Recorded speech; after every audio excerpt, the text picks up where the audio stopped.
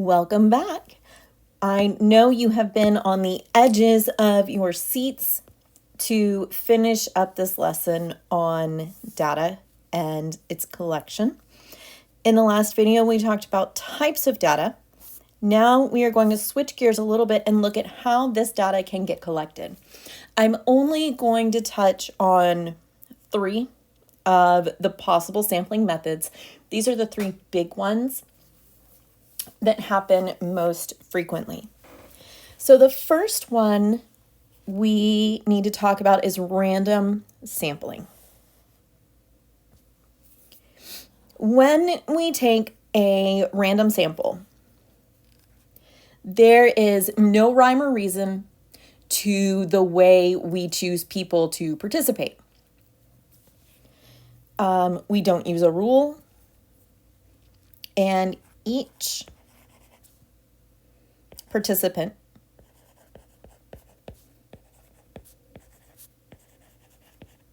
and this doesn't have to be people, but typically we think about people when we talk about random sampling, maybe like with a survey or something like that. So each participant or subject is equally likely to be chosen.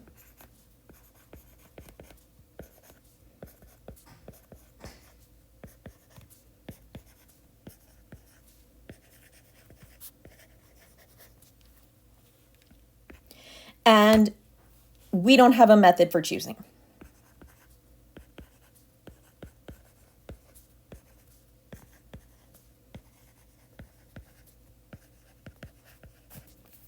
So an example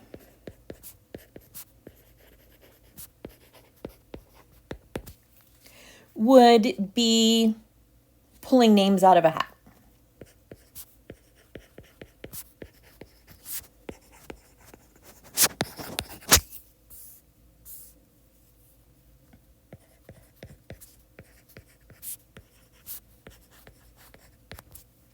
If you take a classroom full of 30 children and you write everybody's name down on the same size little piece of paper and you throw them all into a hat and you pick one out, that is a random sample.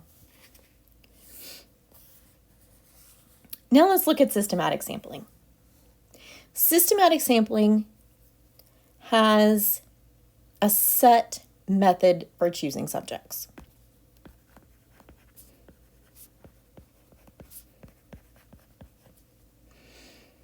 I guess we could say we have a specific system.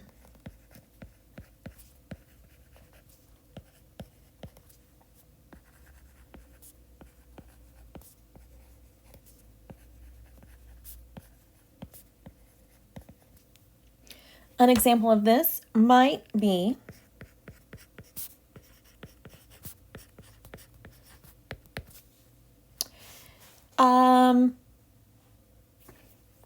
standing outside the Panola Student Center and questioning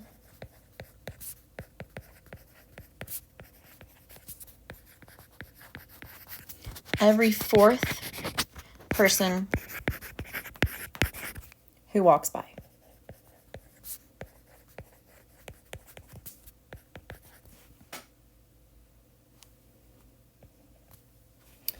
You could, back in the days of a phone book, when those were a thing, for those of you who don't have experience with phone books, it was this big old book with tiny, tiny little print, and everybody in the area who had a phone number had their name and phone number listed in that book. It was crazy. So back in the day when this was after the tin cans attached with the string, but before cell phones, you could open the phone book and maybe you picked every 200th person. That is a specific rule or a system for choosing people out of the phone book. Convenience sampling is exactly what it sounds like. Something that's convenient is easy to do. It's close by or it's fast. Convenience sampling is using a sample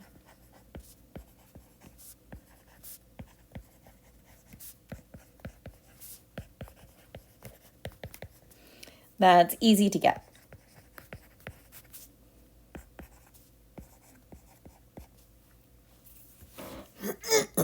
So maybe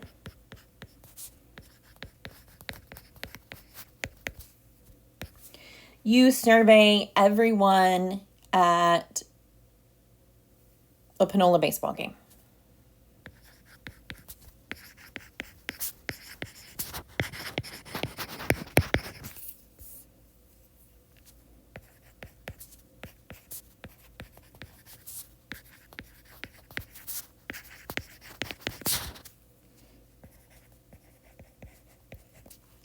Maybe you were going there anyway. You remembered you had this assignment you need to do, so you just ask the people that are already there at the baseball game. It could be that you survey all of the parents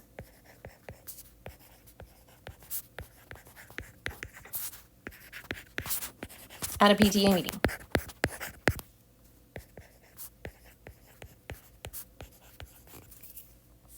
There are some problems with convenience sampling. Convenience sampling tends to lean itself to biased results. That is definitely not something that we want to have happen in a study.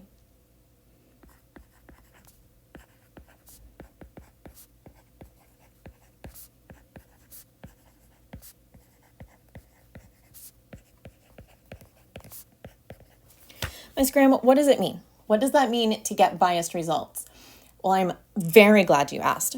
So let's say we want to know how many students at Panola College, what percentage enjoy baseball. If we go and ask everyone at a Pony baseball game, they're going to like baseball. They're already at the game. So that would skew our results. That's going to say 99% of the people at the Panola baseball game like baseball.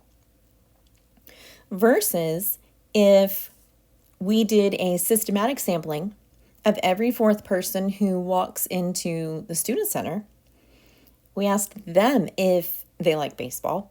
Our results are going to be a little more representative of the population of students at Panola College, because we didn't just survey people at a baseball game. So we have to be careful with convenience sampling. Now, there are two ways to do a study, to design a study, to collect this data. One is an observational study.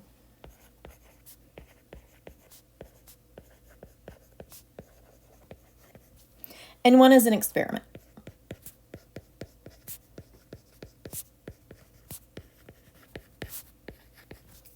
And these are very, very different processes. For an observational study,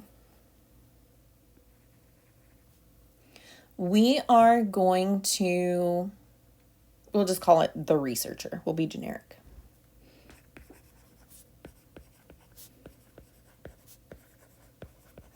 The researcher, the data gatherer,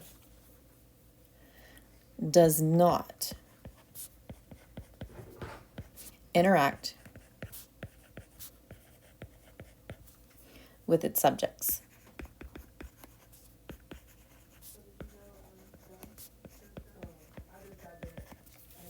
Exactly what it says is what happens. The researcher sits back and watches.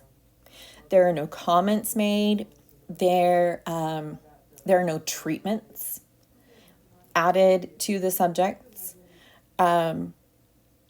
Absolutely zero interaction. They watch.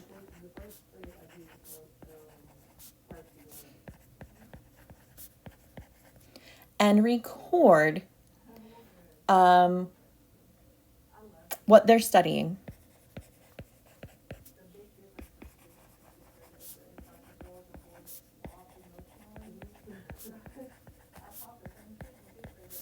as it happens naturally.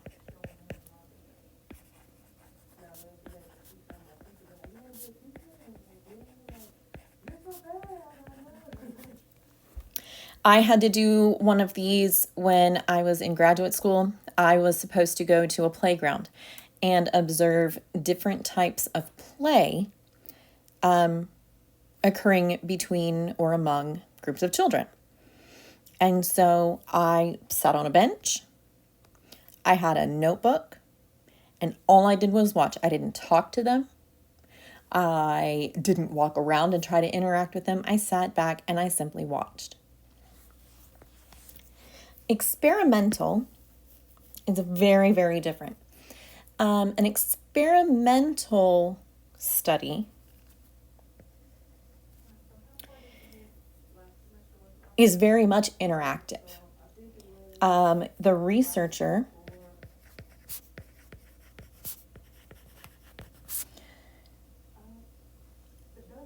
manipulates the situation.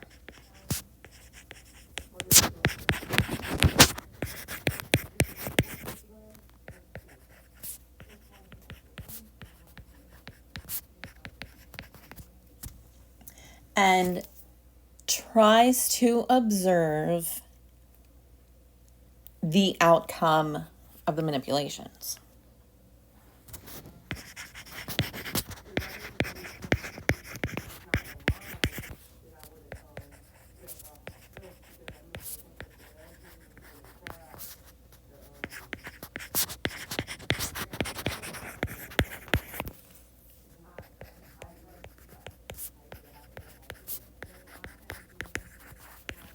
So in an experiment, the researcher controls every or as many aspects as they possibly can of the environment.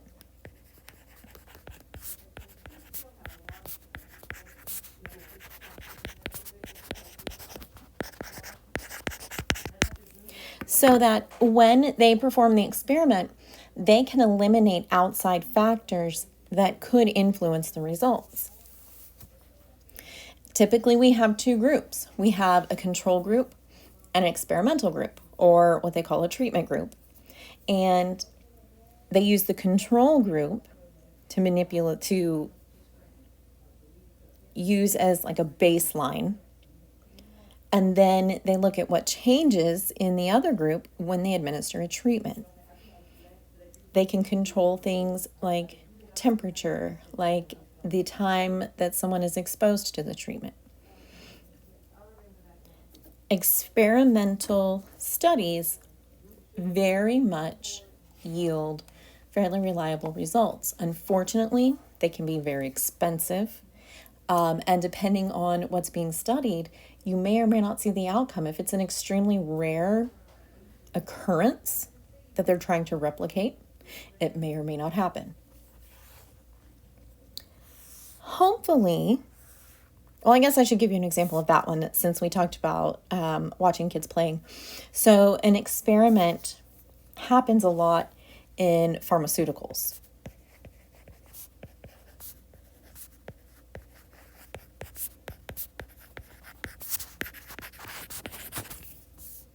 They do pharmaceutical drug trials. They have two groups. We get one over here and one over here, and these guys get the actual drug, the prescription medicine, and these guys get a fake one, a placebo.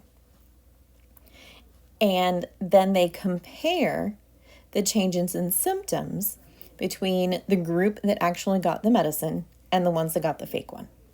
That is an extremely common example of an experimental study.